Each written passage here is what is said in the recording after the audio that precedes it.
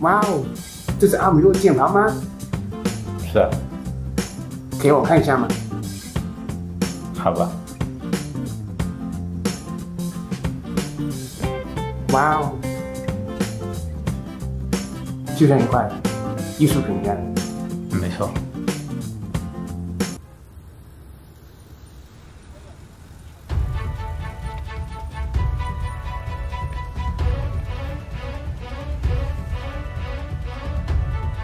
谁都会想要一件像艺术品一样的键盘，要好好保护好它。哇哦，这是阿米洛键盘吗？不是，我也想要。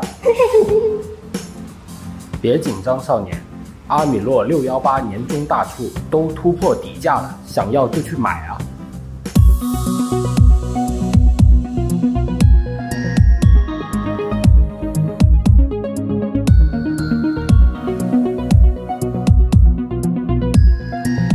全宇宙的华人玩家，各位好，我是聂俊。今天就这玩游戏又要改名了，就知道做游戏哈。前段时间 Unreal 团队发布了全新的引擎 Unreal 5的一段演示片，那这个演示片呢，展现了 Unreal 5的几个新技术，立马轰动了全网啊，甚至有点出圈了。我就觉得有点意思啊。你说动森出圈了，大家还能看得懂，这游戏引擎出圈了，有多少人真的看得懂吗？哈，我用过 Unreal 3到4多个版本啊。我看 Unreal 5那个演示的时候，就觉得相比两大主机，这才是新世代的标志啊！那种兴奋和憧憬都快从七孔流出来了。但这个比喻有点恐怖啊，哈哈。反正 Gameker 作为连接新生代玩家和硬核玩家之间的奈何桥，我是非常想分享我看演示片的那种喜悦啊。演示片里面介绍了好几种新技术，不过其他都只是介绍个名字而已啊。所以我只聊介绍了最具体也最重要的两个技术 ：Nanite 虚拟几何体和 Lumen。动态全局光照，我会省略复杂的技术细节，尽量用最简单的语言啊，从头聊聊 Unreal 5之厉害，以及它对玩家和开发组两方面来说意味着什么啊。不过再厉害的技术总是要落实到游戏里才有意义的嘛。所以最后让我们畅想一下 Unreal 5这些技术会给游戏玩法带来什么变化呢？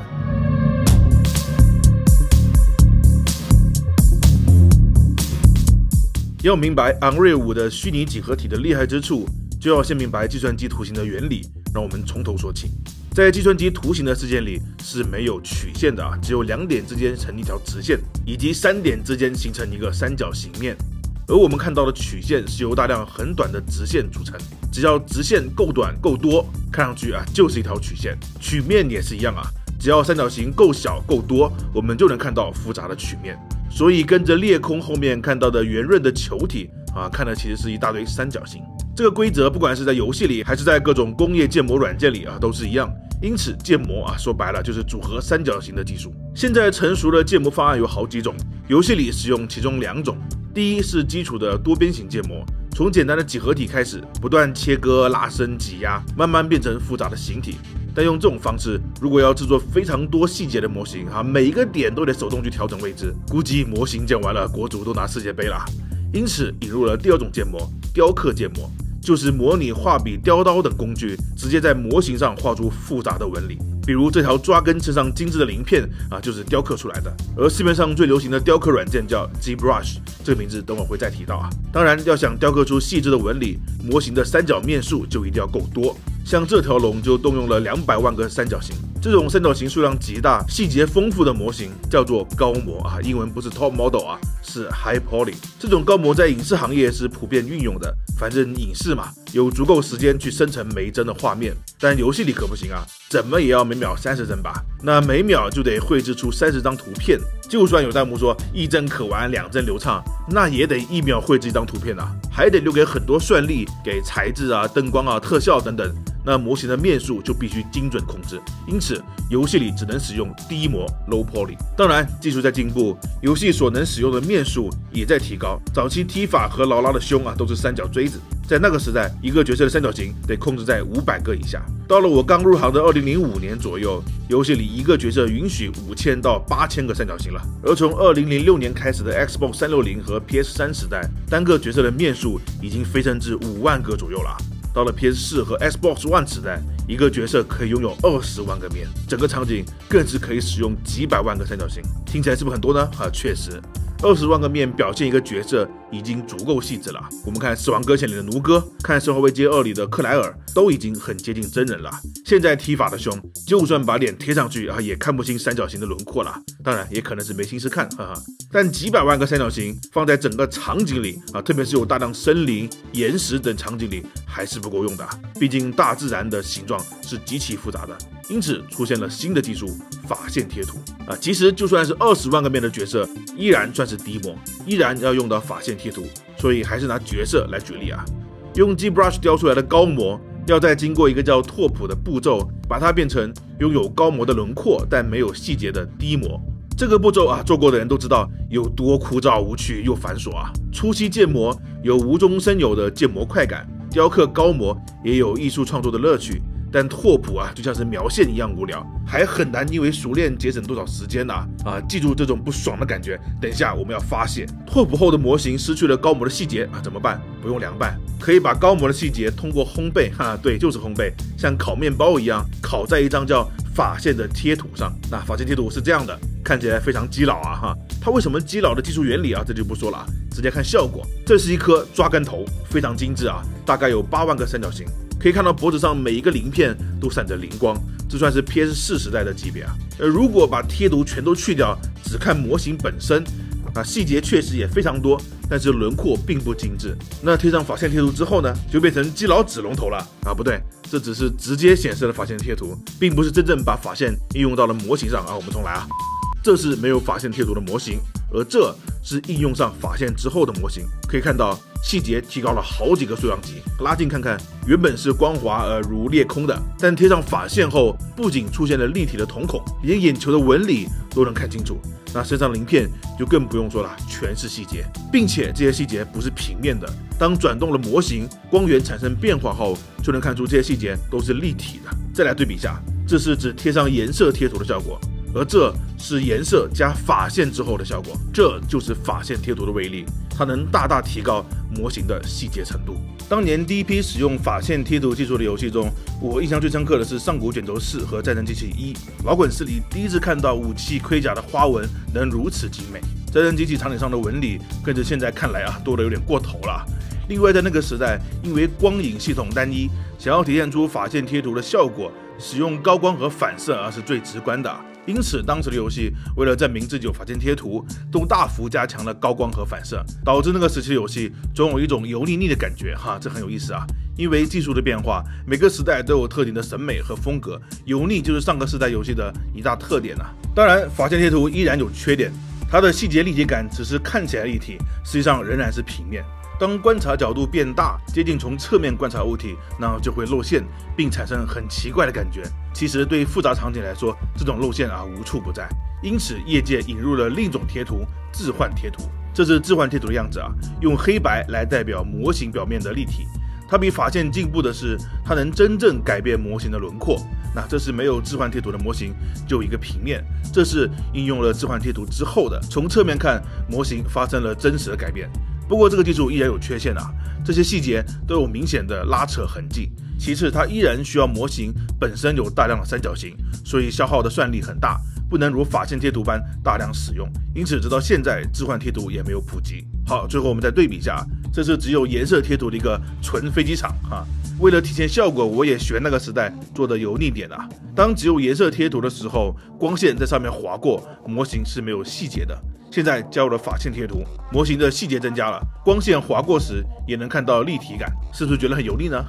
现在慢慢的提高置换的效果，整个模型立马栩栩如生。从远一点来看，几乎可以乱真细节非常丰富。但问题是拉近了看，依然有很多不自然，并且置换只能轻微使用效果太强了，就变成这样。如果打开网格线能看到依然有大量三角形。这个模型虽然没有高模那么夸张，但依然要占据不少的计算资源，所以置换贴图不能大规模使用。那上面讲了这么多，总而言之就是人们为了在游戏里使用细节更多的模型，想尽了各种办法，从最粗糙的凹凸贴图到改变光照的法线贴图，再到改变模型的置换贴图，再配合上硬件性能所提升的三角形数，才做出了现在美轮美奂的游戏画面。但即便是这样，还是远远不够随着分辨率越来越高，显示设备越来越大，玩家依然能看到模型明显的边缘，特别是游戏的场景越来越大，视角还能自由控制，因此游戏引擎又引入了另一个技术 LOD， 这也是非常关键的支持点啊。LOD 是 Levels of Detail 的缩写，中文是多层次细节。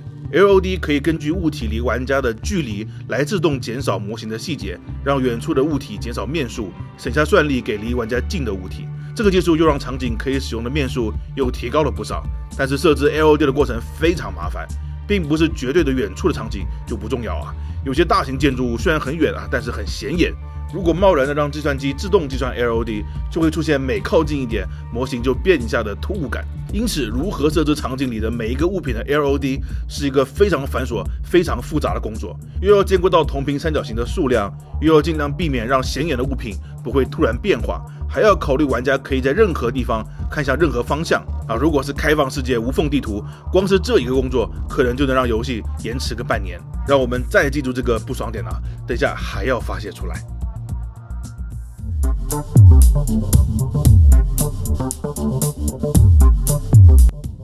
好，讲了10多分钟技术原理，终于可以聊 Unreal 的虚拟几何体了。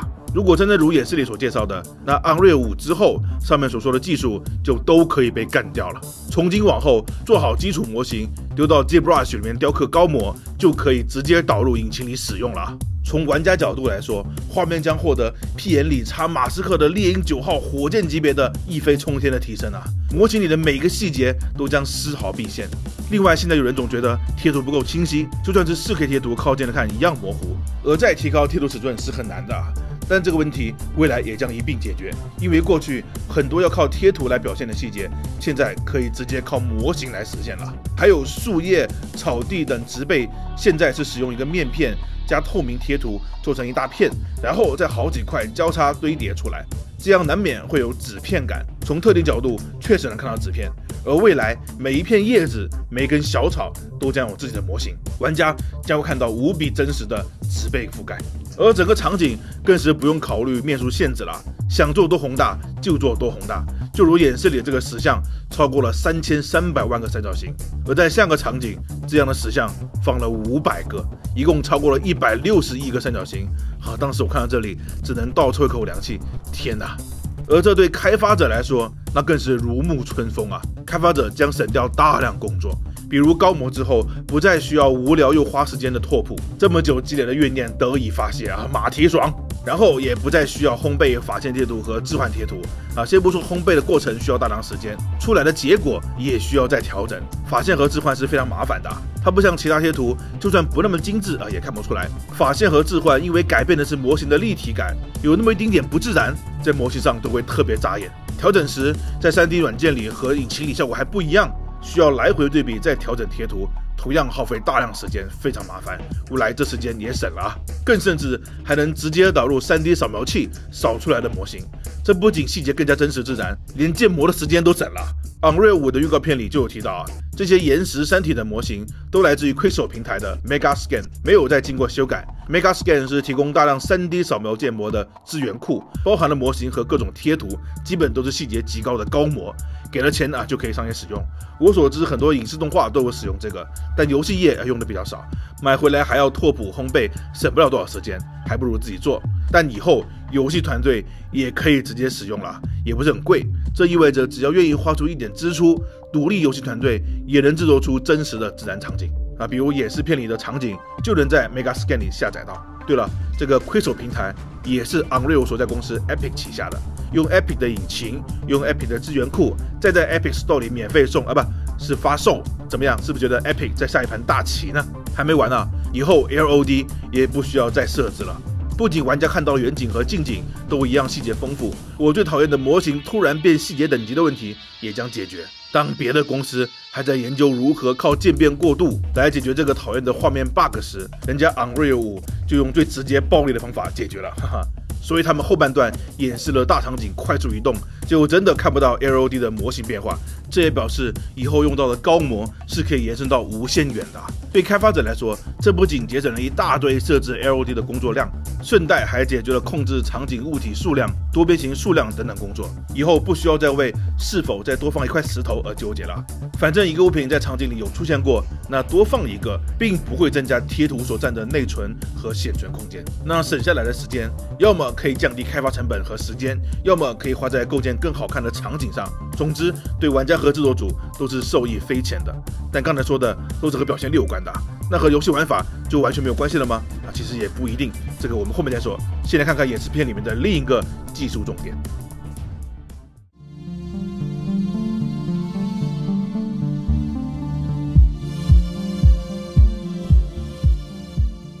Lumen 的全名中文是动态全局光照，这看上去很熟悉啊，不是已经有了吗？但它其实非常厉害。现在市面上游戏的光照系统有动态光照，也有全局光照啊，所以大家看着很熟悉啊。但是现在的动态光照没有全局，全局光照也没有动态，所以动态全局光照才厉害嘛。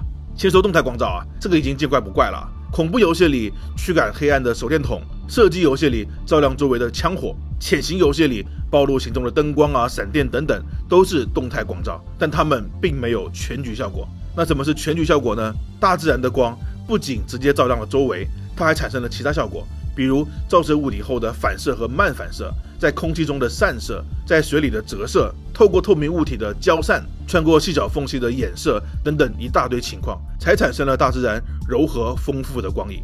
这些合在一起就叫全局光照。学 3D 渲染的是不是都要吐了哈？但是这么多的光子乱窜啊，需要很大的计算量，就不要说游戏里复杂的场景了，光是各大即时 3D 渲染软件，那么简单的场景，那么高性能的电脑，它的全局光照都要慢慢计算。因此，游戏里的做法是在引擎里面打好光源，然后进行灯光烘焙没错，又是烘焙，把全局光线的结果烘焙在已经固定好的场景上，这样烘焙出来的光线非常自然。比如当年的静止边缘就用的炉火纯青啊。当然，这个做法的缺点是不能实时动态，别说玩的时候不能动态了，就连开发组每修改一次场景里的物品摆放，都要重新烘焙一次，可见这是多么的花时间啊！同时，这也意味着可以互动的物品和角色是不参与全局光照的。所以现阶段的游戏都是把全局光照和动态光照混合起来用，有些地方前期打光烘焙，营造真实的光影，有些地方用没那么真实但可以动态的光影。那至于昼夜交替的开放世界游戏，那基本是用不了事先烘焙的全局光照的，他们靠的是一颗代表太阳或者月亮的大灯，再配合各种小的动态光照来模拟出均匀的自然光但依然模仿不了光在空气中散射的效果。那现在到底能不能做到动态全局光照呢？其实也有，老黄大力推动的光线追踪就是了，只不过它需要专门的硬件。而 Unreal 的 Lumen 他们强调了不需要光线追踪硬件。我之前说过我相信光追是未来游戏必不可少的技术， Unreal 引擎也一直积极支持光追。但为什么 Unreal 团队明知光追是大趋势，仍然要搞一个不需要光追的 Lumen 呢？因为光追有一个重要的缺点，这个等一下再聊到总之，除了光追，市面上就没有特别好的动态全局光照。不过可能也有例外各位看看《荒野大镖客2》其实我很怀疑 Rockstar 在 Unreal 5之前就已经实现了不用光追的全局动态光照了，只不过他们的引擎是不公开的所以只能猜测了总之，未来有了 Lumen， 玩家能体验到什么呢？首先是游戏的任何光源，不管是大如太阳，还是小如手掌上的魔法、墙边的火炬，都将可以实现全局光照，并且还都是动态的。所以演示片里要从妹子点亮手里的光球开始，其实这个镜头就隐藏了很多光影的技术比如右边的脸颊因为魔法光的摆动而出现星星点点的光斑。其次就是如演示片里看到的，场景里可以动的物体，比如每一块掉落的石头、起飞的乌鸦，还有角色自己都能参与全局光照。这个从后面一群惊飞的蝙蝠的光影变化就能看出。当然这个细节非常微妙不是很明显，但细节就在魔鬼里当这些魔鬼看多了，再看回现在全局和动态分开模拟的效果，就觉得好像不对劲。另外 Lumen 还能配合 Nanite， 实现在高模下最细微的阴影。总之 Lumen 可以让玩家看到全局的光影的同时，享受到所有的光都有动态的加持。这意味着不光是手电筒、枪火这些光能影响玩法，整个游戏的所有光影可能都能带来玩法的改变。要明白这句话的重量，还得先看回现在的游戏。比如《心灵杀手》这款游戏，手电筒的光可以驱赶敌人造成伤害，路灯的光也可以缓解角色的恐惧。但事实上，真正起作用的并不是手电筒和路灯发出来的光，而是和光线重叠但是看不见的一个透明区域，是这个区域照到敌人身上触发了伤害，是玩家跑进了这个区域触发了安全状态。光线负责让你看见，区域负责触发功能这么做没有问题，所有游戏都这么做的。但是这有个麻烦，就是制作组不能给游戏里的所有光都加上判定区域，这不仅工作量很大，而且很多光的变化是无法预估的。制作组只能让有限的光有功能，比如说太阳光能够杀死僵尸，这个判定很容易做到。但是如果太阳光反射玩家举起的镜子照到僵尸呢？如果太阳光穿过玩家打出的弹孔照到僵尸呢？这些非设计好的细微光线变化，制作组很难预判，他们只能让有限的光有功能。而 Unreal 5的 Lumen 演示里特别强调了，他们的全局光线是可以附带判定功能的，这表示未来游戏里的所有全局光线都将成为触发器，不需要制作组去一个一个添加。可以想象一下，以后恐怖游戏里怕光的僵尸将会被任何无意中产生的光给驱赶，手电筒照射镜子再反射的光束一样能伤害敌人。潜行游戏里，玩家身上的一点金属反射也会暴露行踪，甚至敌人看到镜子里你的身影都会做出反应，这些都是光追做不到的。这就是刚才说的光追的一大缺陷光追虽然也能产生镜子里的反射比如控制，但是敌人看到这个反射是不会做出反应的，因为光追需要单独硬件支持就算以后的所有显卡都有光追了，所有游戏都强制开启，但不同显卡光追的计算量和结果还是会不同。这种不同电脑不同效果的东西是不可能成为功能触发器的只能停留在表现力上。那当然并不是说有了 Lumen 光追就是垃圾就现在来看，光追的效果还是要比 Lumen 要更丰富。我相信未来是 Lumen 这种功能上的动态全局光照和硬件的光线追踪一起配合使用。那对开发者来说， Lumen 是否能够节省工作呢？那是当然的首先不用烘焙就节省了大量时间，制作组可以随时改变场景的摆放，可以随便尝试各种灯光效果这也是演示里多次强调的快速迭代。其次，开发者不用花时间去打很多小灯来模拟前局效果了，辅助灯的数量将大大减少，这有助于提高运行效率毕竟灯越多越卡嘛。另外，不用特地去制作场景阴影轮廓了，就如演示里的，只要给山洞挖几个天坑，然后打上一个太阳光，就足以模拟出阳光照射进山洞所产生的复杂的阴影形状。同样，这些阴影形状也会作用在角色身上。制作组还可以主动改变场景的形变，让照射进来的灯光发生多边形上的变化，而不用特地制作灯光的动画。这些也将成为新的玩法的基础。时至今日，昼夜变化的游戏依然需要特别制作光照系统，而未来 Lumen 将能让昼夜变化变成基础标配。当然，前提是 Lumen 真的如演示里说的那么厉害。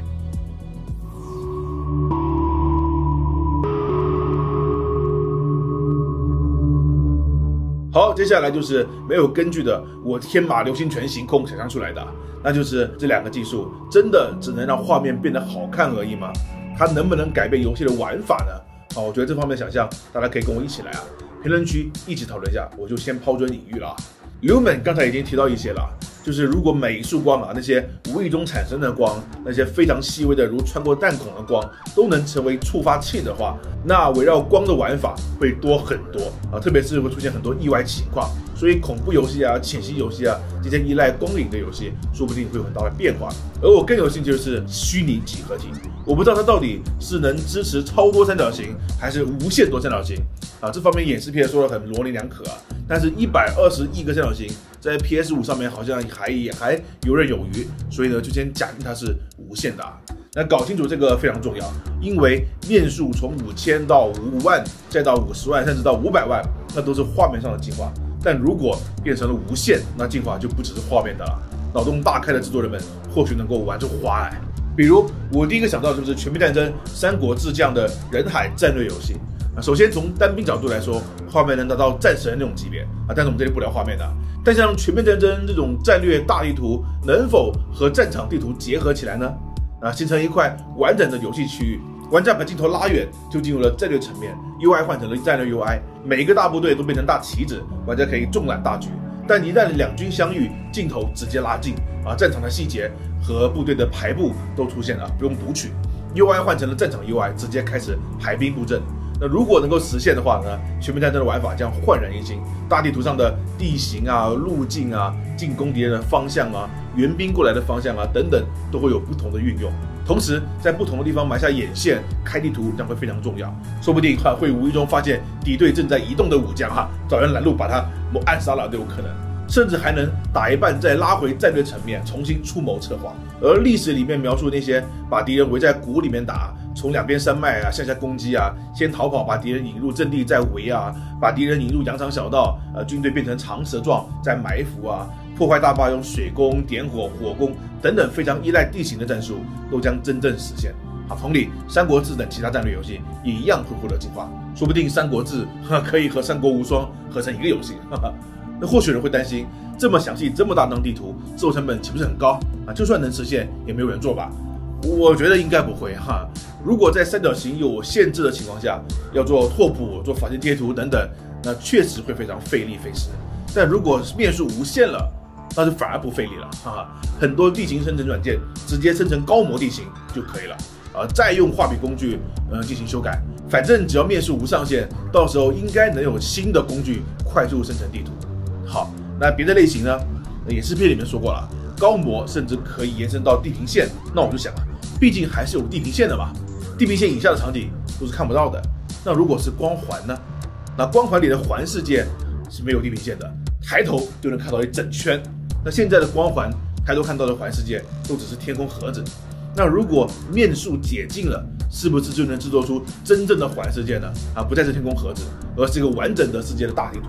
那开车绕一整圈这种城市就不说了我想说的是，能否看到或者影响对面的战场呢？比如多人联机对战多个战场是在同个环世界的，不同的战场的战局会互相影响。你可以打开高倍望远镜看到对面的情况，然后架设一台类似于黎明之锤的武器，直接一光束轰到对面去，甚至触发一个互相连接的传输管道，一站上去直接超高速飞向对面，然后这个环世界一圈有好几个战场互相连接，这才配得上光环这么宏大的背景设定嘛。还有呢，无限三角形是不是又意味着能无缝的无限放大和缩小的？那是否能够实现蚁人那种感觉呢？主角可以缩小到蚂蚁尺寸，当然现在的技术也能做到就是利用 LOD 嘛。但是现在的技术一旦缩小后，那些超大的人类他们的动画、行为判定，甚至连模型都要替换成另一套。两个尺度的世界很难用同一个逻辑去无缝切换。那未来三角形无上限之后，想象一下一个人山人海的战场，两军对垒主角突然缩小变成昆虫大小这之间是无缝切换的。平时不注意的小石头杂草那都变大了。但是战场的规模、战斗的过程是不变的。那缩小的主角可以做特殊的攻击和快速位移。当然，为了体现缩小之后反应更快了，可以降低巨大人类的动作类似子弹时间。但总之，玩家缩小和正常尺寸都能对场景做出同一套逻辑活动。同理也可以变成一个巨人，一脚踩死一片人但其实变大以现在的技术来说不难做到，难做的反而是缩小总之，三角形一旦无限那影响的可能就不只是画面了。我现在无法想象所有情况，这些创意呢，只能慢慢的随着时间生长出来。但我希望各位跟我一起想象一下积极的在评论区写出想法。当然，这个视频里所畅想的未来要基于昂瑞5真的那么厉害，那到底是骡子还是马子呢？让我们拭目以待吧。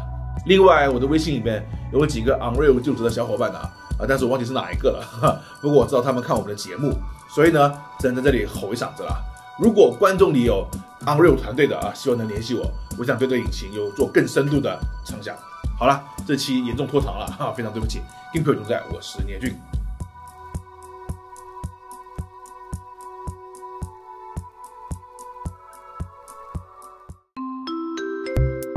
请注意，距离大头菜交易市场关闭还有10分钟。欢迎来到攻壳机场，今天有什么需要我为你服务的吗？我要出门，快！你是要去本地岛还是外地岛呢？外地。你还有一张离城券，请问需要使用吗？不需要，麻烦快一点，我赶时间。我们最近在和阿米诺机械键盘搞优惠活动，使用里程券可以享受优惠哦。你好，不用。好的，现在帮你办理外出手续。